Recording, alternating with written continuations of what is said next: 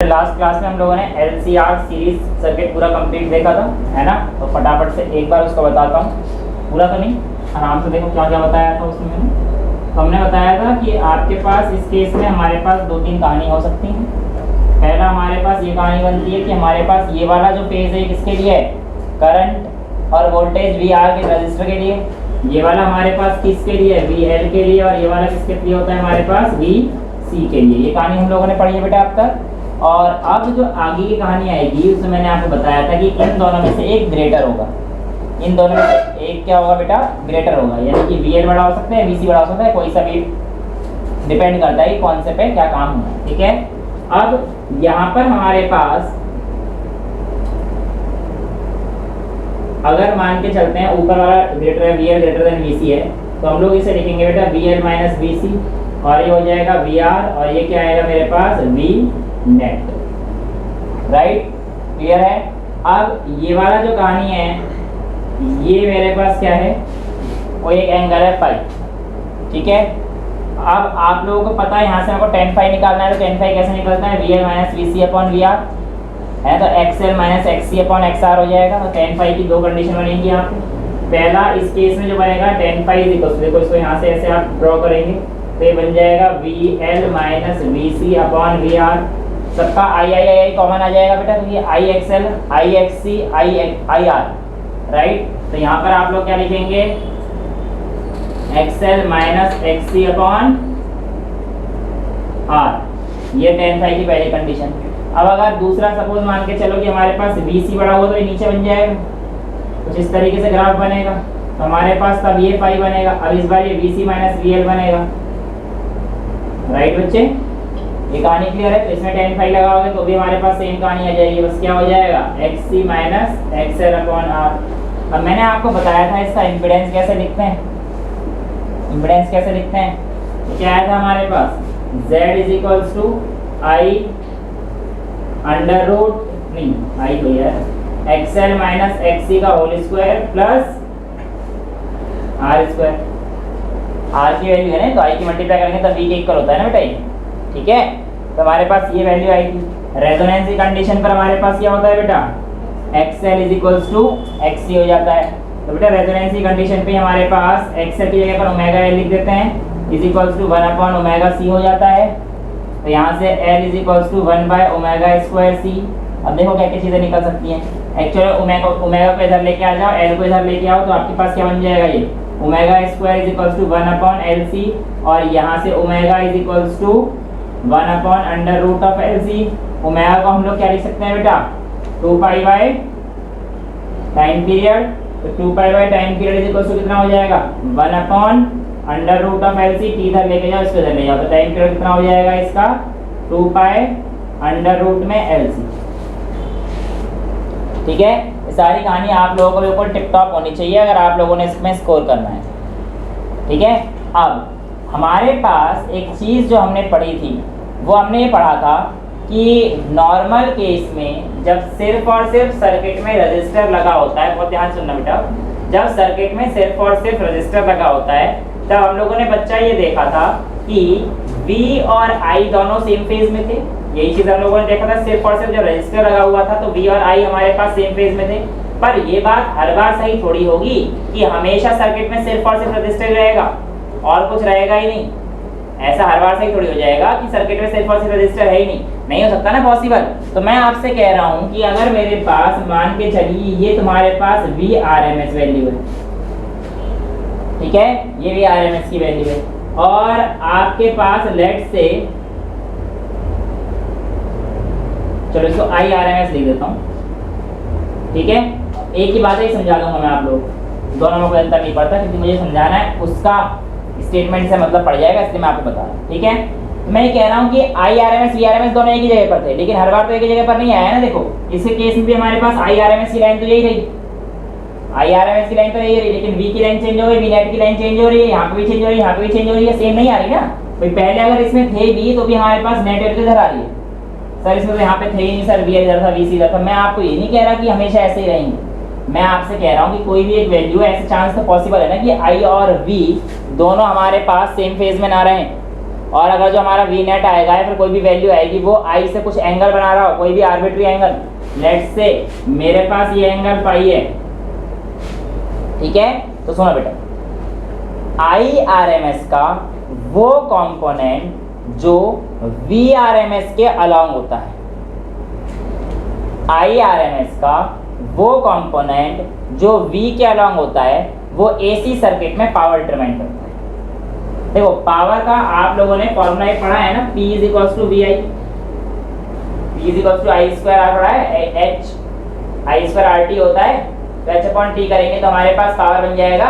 यहाँ पर ये आप लोगों ने तो पढ़ा है ना बेटा, P is equals to V I, कोई नई चीज़ नहीं है यहाँ पर, सेम वही चीज़ है। यहाँ पर ध्यान से देखो, मैं क्या कह रहा हूँ, वी आर एम एस के अलॉन्ग इस करंट का जो कंपोनेंट होगा वो हमारे पास पावर है। अब आप मुझे बताओ यहाँ पर जो कंपोनेंट इस RMS का आएगा बेटा, ये कौन सा आ जाएगा, आई RMS cos फाई आएगा कि नहीं आएगा। वेक्टर रिजोल्यूशन करना आता है ना कि भाई अगर हमारे पास यहाँ पे x थीटा है और अगर ये x है तो ये वाली लाइन क्या हो जाएगी, x cos थीटा, और ये वाली लाइन क्या हो जाती थी, x sin थीटा। तो यहाँ पे अगर आई RMS और ये फाई है तो इसके अलॉन्ग ये वाला कंपोनेंट कौन सा हो जाएगा, आई RMS cos फाई, ठीक है। अब बच्चे दूसरा देखो, इसी के अलॉन्ग दूसरा परपेंडिकुलर जो बनेगा वो कुछ यहाँ पर आएगा, राइट। तो ये क्या बन जाएगा, I R M S sine phi, I R M S cos phi और I R M S sine phi, ठीक है। किसी का कॉल आए तो बता देना, स्लाइड मोड करना भूल गया, कोई बात नहीं। तो कहने का ये मतलब है कि I R M S cos phi, R M S sine phi समझ में आता है आप लोगों को, कोई दिक्कत तो नहीं है इस बात में बच्चे। अब मैं आप लोगों से कह रहा हूँ कि I R M S sine phi का क्या मतलब होगा सर, यहाँ पे सर ये तो समझ में आ गया, पावर हो गया, ये समझ में आ गया है पावर। तो सर आप ये बताइए इससे हम क्या करेंगे। तो बेटा आपको क्वेश्चन पूछ सकता है कि भैया एक ऐसी वैल्यू बताओ जहां पर कोई भी पावर का लॉस ना हो रहा हो, तो बेटा वो होता है हमारे पास आई का परपेंडिकुलर कंपोनेंट जो वी की डायरेक्शन में नहीं है, उसी को हम लोग कहते हैं वॉटलेस करंट। तो अगर आपसे वॉटलेस करंट आ जाएगा तो आपको क्या करना है, आई आर एम एस का वो कंपोनेंट देखना है जो वी नेट की डायरेक्शन में है, राइट, वो तो हमारे पास पावर डिटरमाइन कर रहा है। और जो उसी आई का परपेंडिकुलर कंपोनेंट होगा वो हमारे पास कोई भी कंपोनेंट को नहीं बता रहा है, ठीक है। तो अगर आप इसको सॉल्व करेंगे तो हमारे पास क्या आ जाएगा, power is equals to V R M S I R M S cos phi, ये होता है पावर। और इसमें जो बेटा ये cos फाई होता है, इसको हम लोग बोलते हैं पावर फैक्टर। इस ट्रायंगल में अगर आप लोग यहाँ पर इसको Z मानते हैं, बेसिकली इंपीडेंस ट्रायंगल अगर आप बनाओगे यहाँ पे एक्सेल ओमेगा सारी चीज रख के, ठीक है। तो अगर आप इसको Z मानते हैं, इसको R मानते हैं, तो cos फाई की वैल्यू क्या आ जाएगी, बेस अपॉन हाइपो, तो R बाय Z। ये भी हमारे पास पावर फैक्टर को निकालने का एक तरीका होता है। अगर आपको इंपीडेंस ट्रायंगल दे रखा है तो उसमें जो एक्चुअल में फाई वैल्यू हमें बता रही है कि पावर फैक्टर क्यों बोल रहे हैं फाई को, देखो क्योंकि फाई पे पावर डिपेंड कर रहा है, ठीक है। तो ये फैक्टर डिटरमाइन कर रहा है ना एक चीज, इसलिए हम लोगों ने इसको क्या नाम दे दिया है, पावर फैक्टर। अब मैंने आप लोगों को पहले लिख के दिखाया था यहाँ पे कि सर यहाँ पे आपने ना पहले वी आर एम एस लिखा था और आप इसे पहले आई आर एम एस लेने की कोशिश कर रहे थे, फिर आपने एकदम से करेक्ट कर दिया। बेटा सुनो, अंतर उसमें भी नहीं होता, क्योंकि अगर मैं फिर लिखता तो ये लिखता कि वी आर एम एस का वो कंपोनेंट जो इसी डायरेक्शन में है, तो V R M S cos phi आ जाता। लेकिन फिर मैं ना वॉटलेस करंट को डिफाइन नहीं कर पाता। तो वॉटलेस बेसिकली एक्चुअल डेफिनेशन भी यही होती है हमारे पास कि जो हमारे पास आई आर एम एस का वो कंपोनेंट जो हमारे पास वी के अलॉन्ग है वही हमारा पावर होता है। क्योंकि अच्छा ये भी, हाँ ये भी एक क्वेश्चन पूछ सकते हो आप कि सर ऐसा क्यों किया आप, हम लोगों का आंसर तो हमें तो वॉटलेस करंट, अब आप हमें जस्टिफिकेशन दो कि वॉटलेस करंट को अगर हमें डिफाइन ना करना हो फिर तो हम लोग इसको वी आर एम एस और इसको आई आर एम एस लिख सकते हैं। जो आप पहले लिख रहे थे आप वो भी सही कह सकते हो। नहीं बेटा मैं तब भी अपने आप को सही नहीं बोल सकता। रीजन क्या है, सुनो, हमारे पास अगर कोई भी वैल्यू आई है तो पहले कौन आता है, पोटेंशियल डिफरेंस आता है, करंट आता है, पोटेंशियल डिफरेंस। पोटेंशियल डिफरेंस की वजह से करंट प्रोड्यूस होता है, राइट। तो इसलिए हम लोग हमेशा जो वेल चीज डिफाइन करेंगे V के रेस्पेक्ट में I को डिफाइन करेंगे, ना कि I के रेस्पेक्ट में V को, ठीक है। तो एक ये भी तरीका होता है जिसकी वजह से हम लोग इसको बता सकते हैं कि सर यही क्यों, ठीक है। बाकी मैंने आपको दोनों रीजन लॉजिक वाले दिए हैं, एक ये रीजन भी होता है थ्योरेटिकल रीजन, है ना, कि सर आपने यही क्यों लिया। ये क्लियर है सारा सबको। अब एक कहानी जो बनती है वो आपके पास बनती है, एक रेजोनेंस की एक कंडीशन होती है। रेजोनेंस समझ में आ गया ना? रेजोनेंस की कंडीशन पे क्या क्या होंगे, देखो बेटा ये सारी चीजें लिख लेना। Resonance XL equals to XC, तो अगर XL is equals to XC होगा तो आप लोग इसको लिख लेना omega L is equals to 1 upon omega C, फिर वो L omega square C 1 upon 2 pi root C, सारी चीजें मैंने आपको करा दी है ना। तो ये सारी चीजें रेजोनेंस की कंडीशन पर ही होती हैं। अब मैं अगर आप लोगों को बोलूं कि आप लोगों की रेजोनेंस कंडीशन का क्या कोई यूज होता है, तो आप कहना हाँ जी सर यूज तो होता है, पर कहाँ पर कैसे ये आज तक हम लोगों ने देखा नहीं, ये आज तक हम लोगों ने देखा नहीं। ठीक है, तो बेटा देखा जरूर है पर आप लोगों ने फील नहीं किया है। ठीक है, मैं आज आप लोगों को बताता हूँ कि कहाँ पर आप लोगों ने देखा है, कहाँ पर आप लोगों ने यूज किया है। तो पहले आप लोगों को बताओ, आप लोग गाड़ी में बैठते हो FM चलाते हो कि नहीं चलाते हो?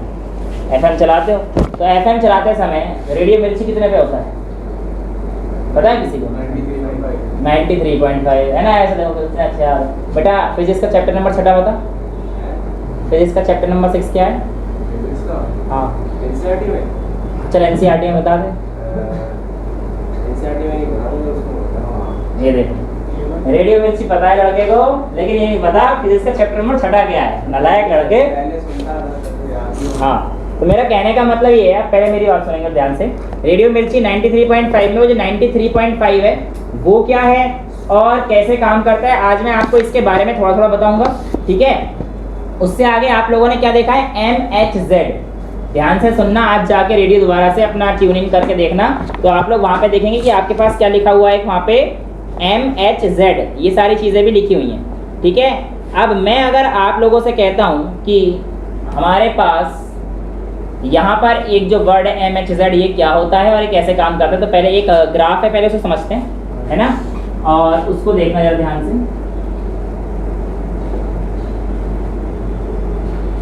मैं अगर आप लोगों को बोलता हूँ कि कोई भी एक रेडियो जब अपना, देखो एक्चुअल में क्या होता है कि आप लोगों की सारी कम्युनिकेशंस जो होती हैं ये इन वेव्स पे डिपेंड करती हैं। आप लोगों की जो कम्युनिकेशंस होती हैं ये सारी इन वेव्स पे डिपेंड करती हैं, रेडियो वेव्स वगैरह। अब होता क्या है कि आप लोग जो रेडियो सुनते हैं उसके लिए बैंडविड्थ एक सेट कर दी जाती है कि भैया हाँ इतने से लेकर इतने तक ही आप इस्तेमाल कर सकते हो। यानी कि अगर आप लोग ध्यान देंगे तो जो आपका शुरुआत का चैनल है वो शायद 87 पॉइंट समथिंग से चालू होता है और फिर 108 पे ख़त्म हो जाता है ना। लेकिन आप मुझे ये बताओ, क्या 93.5 से पीछे आपको आवाज़ आती है? थोड़ी थोड़ी आती है, आवाज़ आती है, बिल्कुल रफ आती है, राइट। तो ऐसा क्यों होता है बेटा? तो उसके पीछे की हमारे पास जो कहानी होती है वो सारी सेट किसकी होती है? इसी की सारी कहानी है। बेसिकली हम लोगों को जो रेडियो की पढ़नी है इसकी ट्यूनिंग की, तो आपकी बुक में भी एक चीज़ें दे रखी है। चलो कोई नहीं, मेरी बात सुनो। यहाँ पर हम लोगों के पास दो तरीके के ग्राफ बनेंगे। पहला देखो हमारे पास ऐसा ग्राफ आएगा। अब सुन लो पहले बेटा, आराम से लिखते रहना। तुम्हारी बुक में ना दे रखा था पहले, तो मैं देख लेता हूँ एक बार।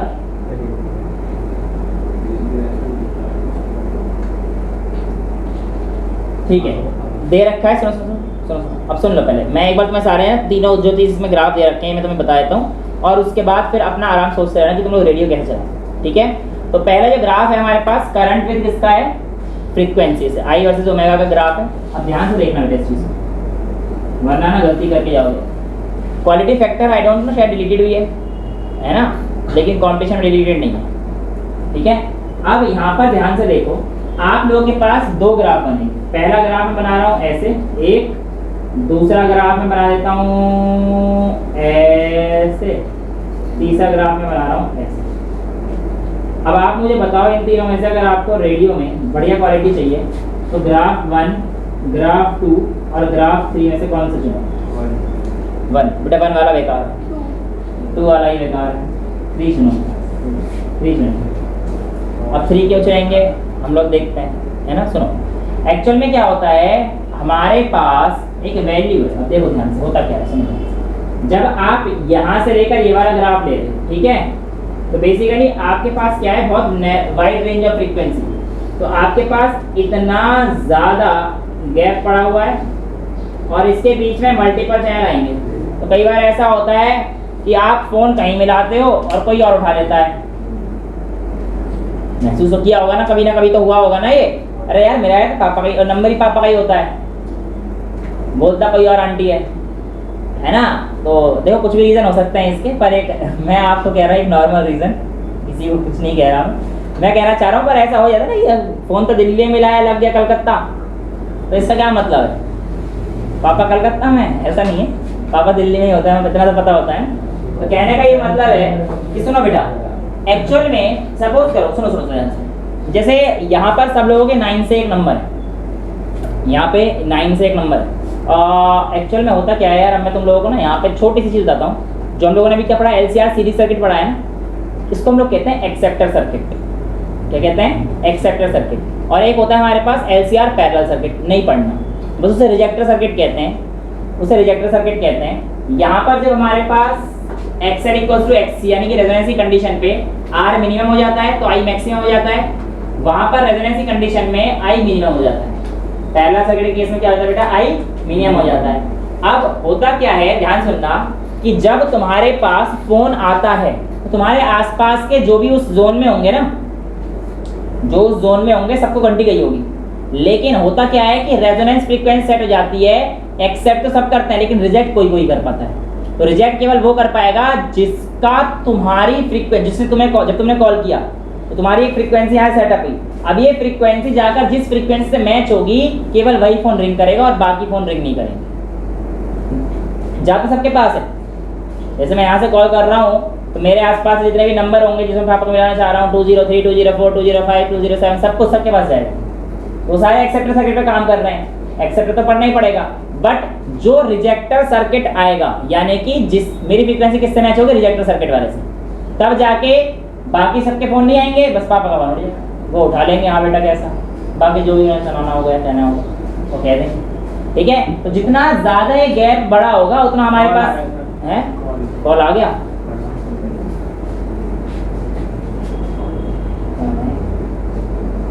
तो बेटा कॉल कट गया तो मेरी रेजोनेंस फ्रीक्वेंसी आंटी से मैच हो गई थी फोन की घंटी की। ठीक है ना, तो कहने का मतलब अब वो रेजोनेंस फ्रीक्वेंसी कहाँ पर है, इस चीज़ को देखो बेटा। तो ये वाली जो सबसे पीक वाला जो टोन होती है, ये वाली शार्पनेस होती है बेटा, ये हमारे पास क्या होती है, रेजोनेंस फ्रीक्वेंसी। ये भी ग्राफ हमारे पास I वर्सेस ओमेगा का था बच्चे। तो I में यहाँ पर ये जो होता है, ये होता है ओमेगा R, जो कि हमारे पास क्या होता है, रेजोनेंस फ्रीक्वेंसी। ठीक है, और ये हमारे पास बेसिकली डेल्टा ओमेगा रहता है इधर का, और ये रहता है डेल्टा ओमेगा इधर का। तो समझ में आया? अभी डेल्टा ओमेगा यहाँ पे क्यों लिए? एक्चुअल में देखो, कोई भी डिवाइस कब काम करना शुरू करता है, जब उसके पास अपनी एक वैल्यू का √2 टाइम्स वैल्यू आ जाए। जैसे अगर वो 220 वोल्टेज पे काम कर रहा है तो एटलीस्ट हाफ वोल्टेज उसको चाहिए कि 110 पे वो ऑपरेट हो जाए। ठीक है ना, तो जो भी तुम्हें वैल्यू दे रखी होगी हर किसी डिवाइस पे अपना अपना डिपेंड करता है। बंद कर दें, तो हर किसी डिवाइस पे अपना अपना डिपेंड करता है, हर किसी डिवाइस की एक अलग अलग वैल्यूज होती हैं। तो बेटा यहाँ पर भी ऐसे ही I इक्वल्स टू हमारे पास कितना होता है, V/R। तो हमारे पास जब ये E0/√2 टाइम्स R पे जाता है तो ये वैल्यू मिलती है। ठीक है, सिमिलरली यहाँ पे अगर ये वैल्यू, तो सेम वैल्यू यहाँ पर होगी। ये वैल्यू तो हमारे पास, हाँ बेटा जाओ, हमारे पास ये वैल्यू चेंज करेगी नहीं। सिमिलरली ये वैल्यू भी हमारे पास कितने आएगी, E0 इंटू R/√2। समझ में आया? तो बेसिकली तो I तो है, I इक्वल्स टू V/R। और मैंने क्या बोला कि ये रेंज है, ये आपके पास I मैक्स है और ये √2 RMS value, I0/√2। I RMS equals to I0/√2 पढ़ाया था ना, तो ये I मैक्स है और ये हमारे पास कौन सी है, RMS वैल्यू। पर रेजोनेंस फ्रीक्वेंसी कंडीशन लाने के लिए क्या होनी चाहिए, I मैक्सिमम होनी चाहिए।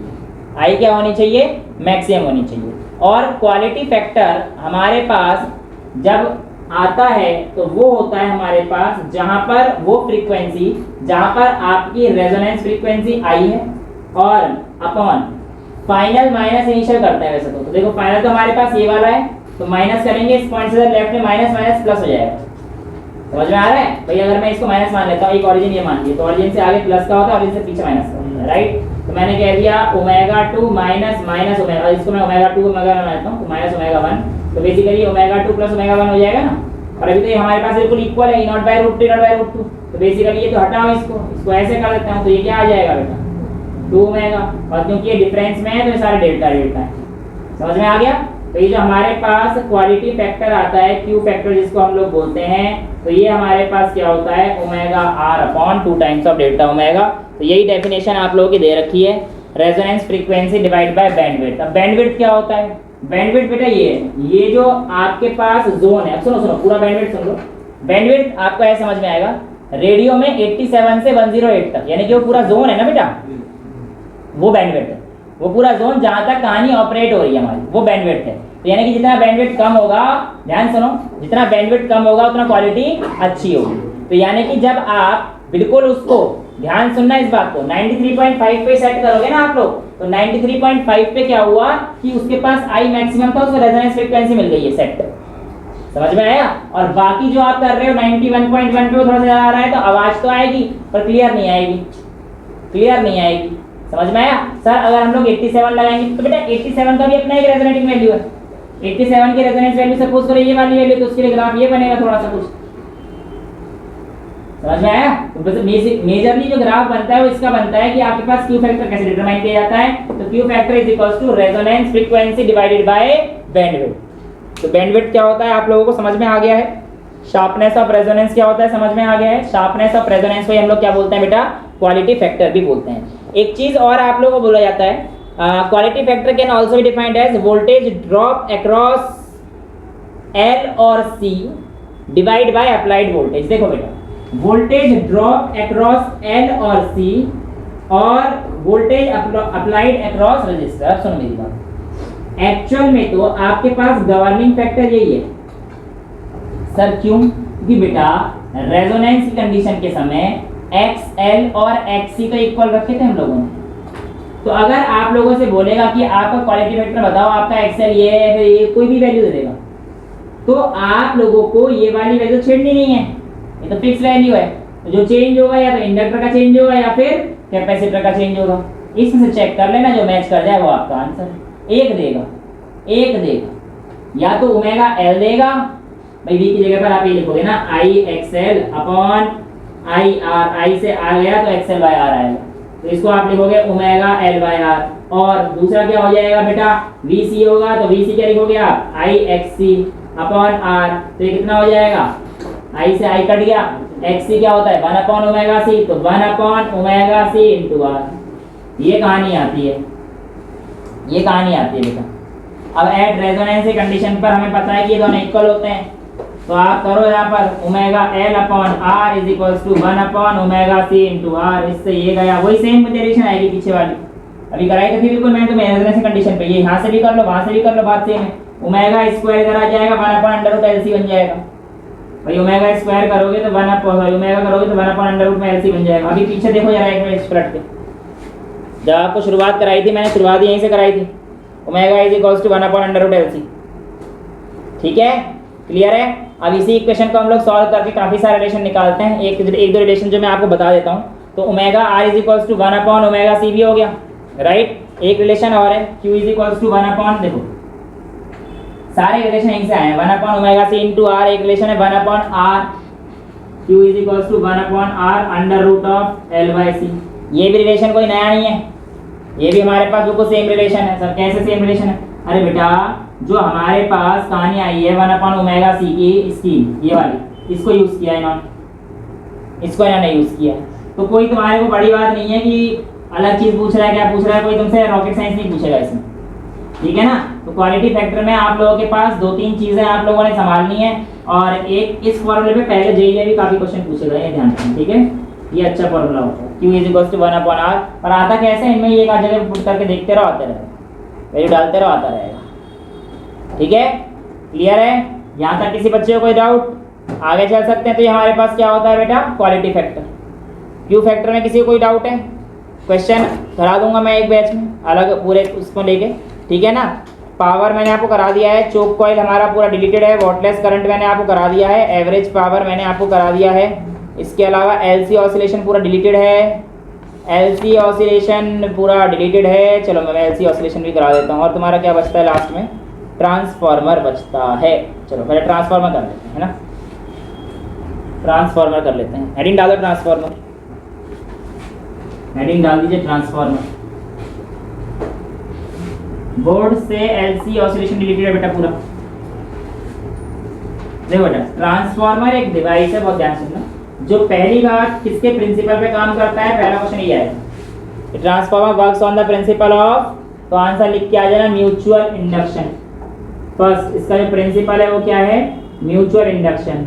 म्यूचुअल इंडक्शन का प्रिंसिपल क्या था सर, ये तो हमें याद नहीं है सर, आप ही बता दो। हाँ बेटा बता रहा हूँ। म्यूचुअल इंडक्शन में हमारे पास क्या होता था कि हम लोग दो कॉइल को साथ, दो इंडक्टर को साथ में रखते थे बेसिकली, और जब मैग्नेटिक फ्लक्स एक में चेंज होता था तो उसकी वजह से दूसरे में करंट बन जाता था, इसी को तो हम लोग म्यूचुअल इंडक्शन कहते थे। तो यही प्रिंसिपल हम लोग किसमें यूज करेंगे बेटा, ट्रांसफार्मर में यूज करेंगे।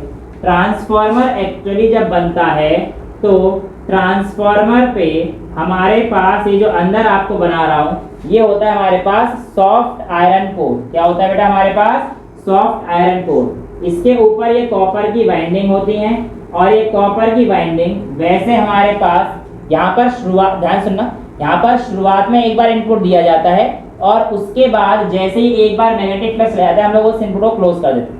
ठीक है, तो ये हमारे पास आएगा इनपुट के लिए, और ऐसे ही इधर की तरफ से हम लोग क्या ऑब्टेन करेंगे, आउटपुट ऑब्टेन करेंगे। तो ये जो हमारे पास होते हैं, ये हमारा जो कॉइल है इसको हम लोग कहते हैं कॉइल, प्राइमरी कॉइल, और इसमें कहते हैं हमारे पास सेकेंडरी कॉइल।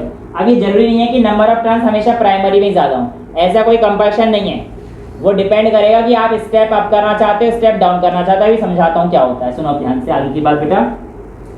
बहुत सिंपल है, हम लोग जो नॉर्मल अपनी कंडीशन को लेकर चलेंगे वो हम लोग लेकर चलते हैं बेटा एक आइडियल ट्रांसफार्मर केस का। क्या लेके चलते हैं, आइडियल ट्रांसफार्मर के केस में। और बेटा आइडियल ट्रांसफार्मर का जो केस होता है, उस केस में आप लोग याद रखना कोई भी पावर लॉस नहीं होता है, यानी कि जितना आप पावर इनपुट देते हो उतना ही आप लोगों का पावर किसमें चला जाता है, आउटपुट में भी आ जाता है। तो input power is equals to output power. ये कहानी आती है किसके लिए, आइडियल ट्रांजिस्टर के लिए। अब आपके पास अगर मैं आपको बोलता हूं कि हमारे पास ट्रांसफार्मर को डिफाइन करने के लिए क्या क्या चीज़ चाहिए, तो बेटा मेन चीज़ तो यही है जो मैंने आपको बना दी।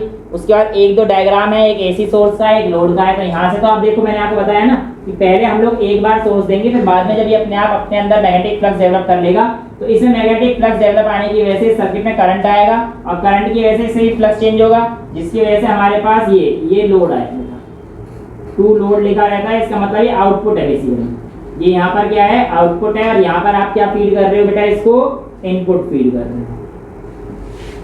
क्लियर है, यहाँ तक कोई डाउट ट्रांसफार्मर का सेटअप में? तो अंदर क्या है हमारे पास, ये soft iron core. Sir why soft iron core? तो बेटा सुनो, एक्चुअल में ट्रांसफार्मर के कई सारे लॉस होते हैं, तो पहले मैं आपको पहले ट्रांसफार्मर करा देता हूँ, फिर मैं लॉस कराता हूँ, अलग से पार्ट करा दूंगा। ठीक है, तो अभी हम लोगों ने देखा कि आइडियल ट्रांसफार्मर हमारे पास ये कहानी होती है। अच्छा आप सुनो, ईएमएफ क्या होता है हमारे पास? तो सर आपने पढ़ाया था ईएमएफ हमारे पास होता है d∅dt।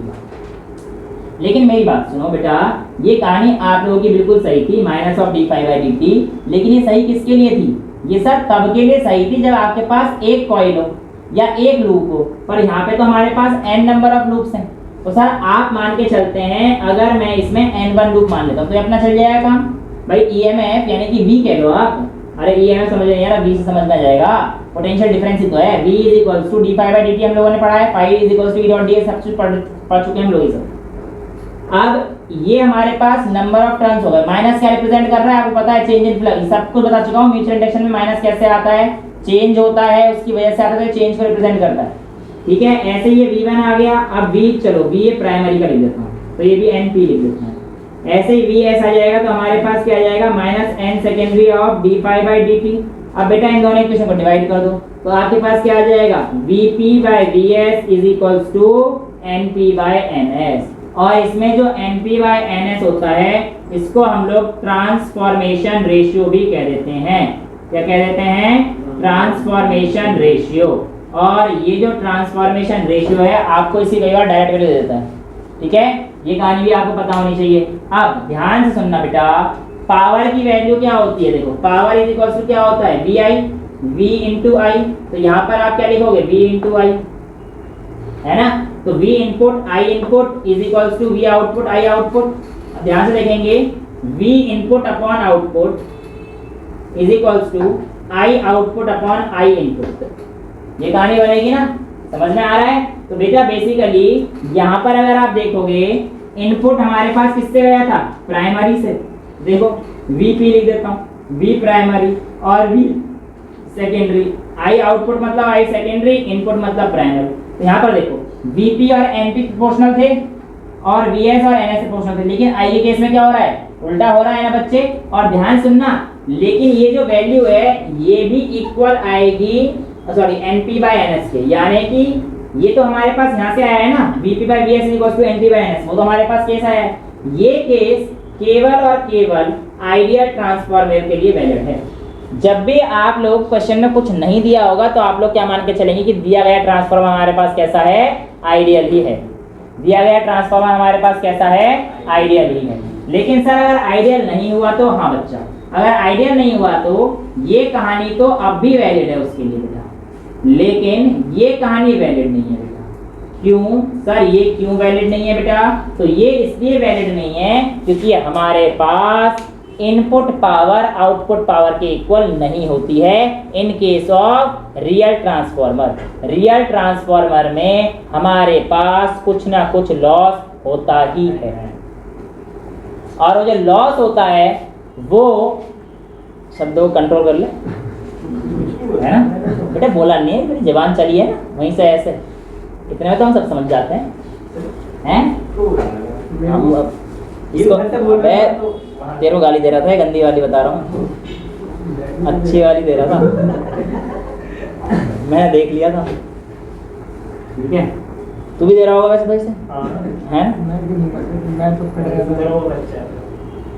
तू बहुत बड़ा हो गया, वो बच्चा है।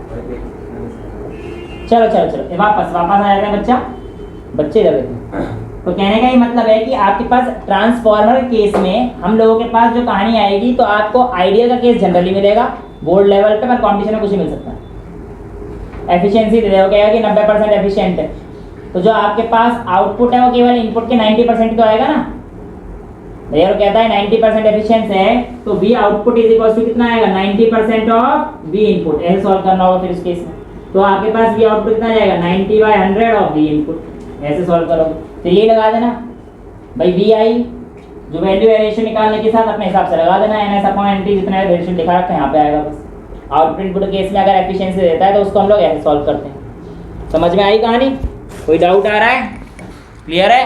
अब दो तीन चीजें हम लोगों को अब ये समझनी है बच्चा कि हमारे पास सर रियल के केस में ये क्यों नहीं आता। तो बेटा एक्चुअल में हमारे पास कुछ लॉस होते हैं ट्रांसफार्मर में। वो क्या लॉस होते हैं, सुनो ध्यान से।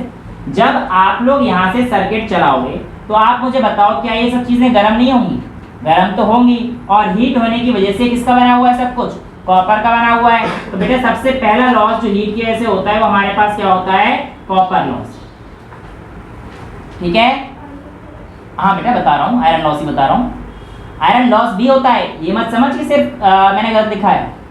कॉपर लॉस भी है, आयरन लॉस भी है। सेकंड आयरन लॉस लिख लो बेटा। आयरन लॉस कैसे होता है बताओ बेटा। अच्छा आपने आयरन लॉस बोला, चलो आप बच्चा मेरे को ये बताओ कि ये हम लोग आयरन का ही क्यों बनाते हैं, सॉफ्ट आयरन कोर ही क्यों बनाते हैं। मेरा क्वेश्चन ये है, चलो आपने पढ़ रखा है थ्योरी में आयरन लॉस है, I accept and I am very happy कि आपने पढ़ा, बट आप मुझे इस बात का रीजन बताओ कि हम आयरन ही क्यों यूज करते हैं।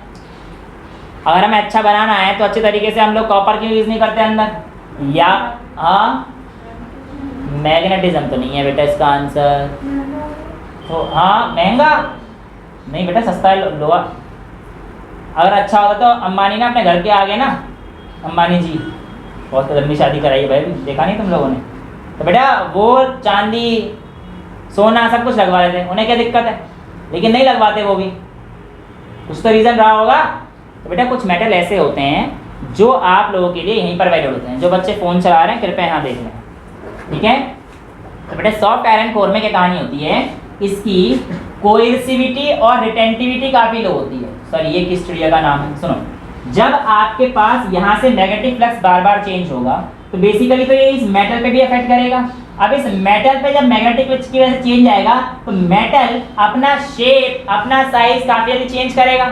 भाई अगर उसे कॉन्टिन्यूसली तुम हीट करते रहोगे, चेंज करते रहोगे, उसमें कुछ ना कुछ खींच बड़ा ऐसे करते रहोगे, तो मेटल हमें ऐसा चाहिए जो बहुत ज़्यादा चेंज को आसानी से एडेप्ट कर सके। तो हम लोगों ने इसके लिए सॉफ्ट आयरन कोर लिया और बेटा इसकी कोएर्सिव, ये मैंने आपको बताया था, इसका हिस्टेरेसिस लॉस काफी कम होता है, पतला ग्राफ बनता है।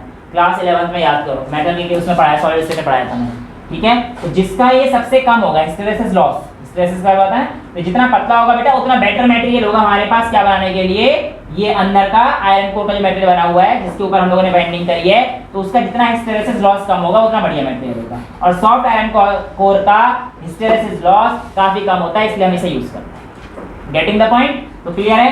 Copper loss clear, iron loss clear क्यों होता है? तो कॉपर लॉस हीटिंग की वजह से, iron loss due to continuous change in magnetic flux, due to continuous change in magnetic flux. अच्छा, एक और चीज आता है, आपको पता हो तो एडी करंट लॉस है ना, मैंने आप लोगों को पूरा एडी करंट समझाया है, एक बार दोबारा से बता देता हूँ, बस सुन लेना, ठीक है ना। पूरा एडी करंट समझाया था आप लोगों को पिछले चैप्टर में, राइट? दोबारा सुनो। जब ये एक्चुअली सॉलिड कंडक्टर है, ठीक है, मैं आप लोगों को दोबारा से बता रहा हूँ, आपको बस छोटा सा बताऊंगा, पूरा एडी करंट नहीं समझाऊंगा, पूरा टाइम दिया था मैंने वहाँ पे 1.5 घंटे एडी करंट के लिए। ध्यान से देखो, ये हमारे पास क्या है, एक कंडक्टर है और ये किसी एक मैग्नेटिक फील्ड में रखा हुआ है, सॉलिड कंडक्टर ये किसी एक मैग्नेटिक फील्ड में रखा हुआ है, और जब आप इसको इधर लेकर जाएंगे, जब आप ध्यान से देखना, जब आप इसको इधर लेकर जाएंगे, मैग्नेटिक फील्ड अंदर जिस डायरेक्शन में जा रहा है उसके लिए इधर, तो बेटा फोर्स की डायरेक्शन ऊपर, तो ऊपर जिस तरफ जाएगा उस तरफ क्या बन जाएगा हमारे पास, पॉजिटिव टर्मिनल।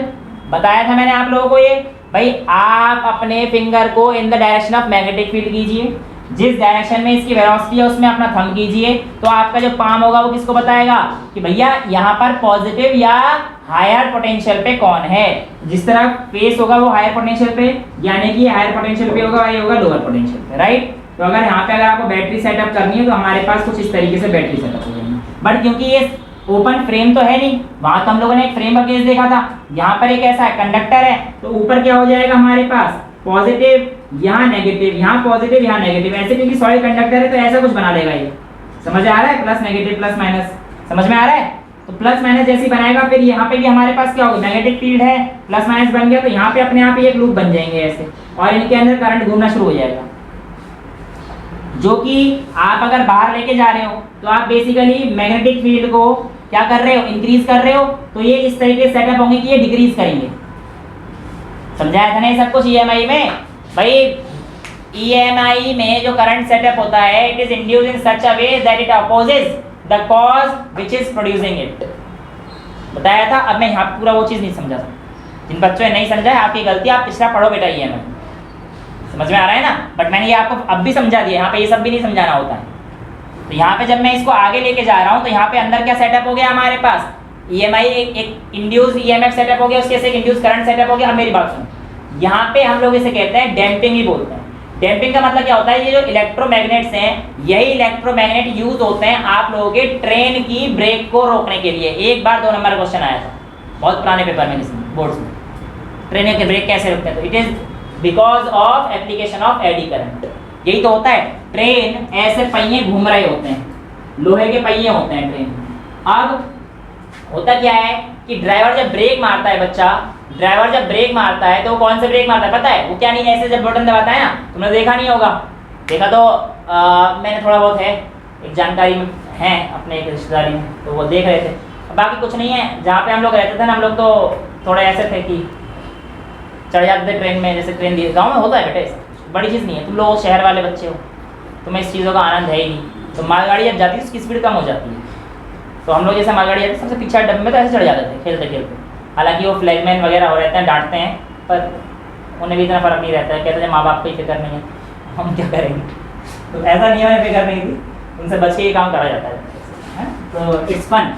तो ड्राइवर क्या करता है, ये जो सर्कुलर व्हील होता है, ये ऊपर से क्या दबा देता है, इलेक्ट्रोमैग्नेट वाले बटन दबाता है। जब वो इलेक्ट्रोमैग्नेट जाता है तो क्या बन जाता है, ऊपर नॉर्थ और साउथ पोल बन जाता है। अब नॉर्थ और साउथ पोल में बेसिकली हमारे पास देखो व्हील का पहिया इधर, व्हील इधर, नॉर्थ और साउथ इधर से जा रहा है, परपेंडिकुलर हो गए ना सारी चीजें एक दूसरे के, समझ में आ रहा है? अब होता क्या है कि जब ये इधर की तरफ जा रहा होता है, व्हील आगे जा रही है ना, तो इस पे करंट ऐसे एंटी क्लॉक में सेटअप होगा, एंटी क्लॉक में करंट सेटअप होगा, ठीक है? तो ये इसका क्या करेगी, फिर अपोज करेगी, और इस तरीके से इलेक्ट्रोमैग्नेटिक डैम्पिंग होती है, जिसकी वजह से हमारा गाड़ी रुकती है। और यही कारण होता है कि ट्रेन का पहिया धीरे धीरे धीरे धीरे रुकता है। एक साथ रुकते हुए देखिए ट्रेन, और हाँ मत बोल देना नहीं रुकती है, ठीक है ना। तो ये रीजन होता है बेटा, क्योंकि वो इलेक्ट्रोमैग्नेटिक डैम्पिंग की वजह से होता है। अभी डैम्पिंग क्या है, छोड़, डैम्पिंग का अगर तुम लोगों ने पढ़ा होगा ना थोड़ा सा भी, तो इसका ग्राफ कुछ इस तरीके से आप लोगों ने वो पढ़ा होगा।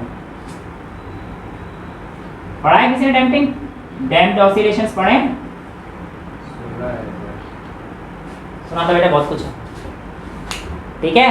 तो कहने का मतलब ये है, ये वाला केस होता है जब गाड़ी रुकती है, ठीक है। ये गाड़ी समझ में आ गया, तो वो हमारे पास आता है एडी करंट लॉस। और इसके अलावा कुछ रह गया क्या?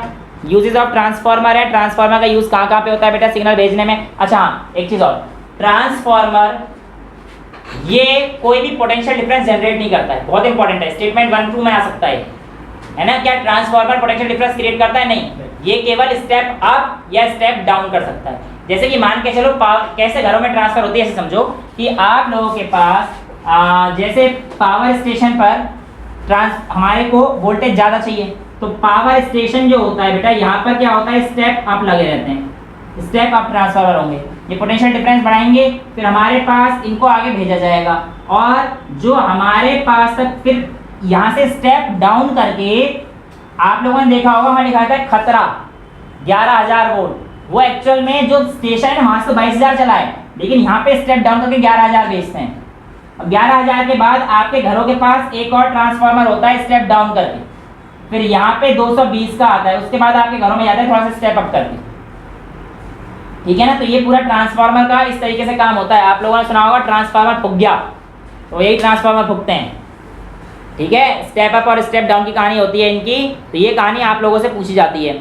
अच्छा, अब अगर आप लोगों से 2-3 चीज़ें और रह गई हैं, हाँ अच्छा एक चीज़ तो रहेगी, मैंने स्टेप अप और स्टेप डाउन तो बताया नहीं तुम लोगों को, है ना। सॉरी। स्टेप अप सुनो, स्टेप अप ट्रांसफार्मर कब होता है? जब आपके पास सेकेंडरी कॉइल में when number of turns in secondary coil is greater, ठीक है। तो ये स्टेप अप, यानी कि देखो ध्यान से, NS/NP, ये आया था ना VP, इसको ऐसे करो, VS/VP is equals to NS/NP, ये कहानी आएगी हमारे पास।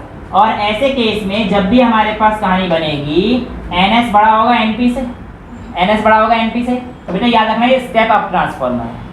और जब नंबर ऑफ टर्न्स प्राइमरी में इंक्रीज होंगे तो बेटा वो हमारे पास स्टेप डाउन ट्रांसफार्मर। तो स्टेप डाउन कौन सा होता है? जब number of turns in primary ज़्यादा होता है, और नंबर ऑफ टर्न्स अगर सेकेंडरी में ज़्यादा हो गए तो हमारे पास क्या होंगे? स्टेप अप, ठीक है।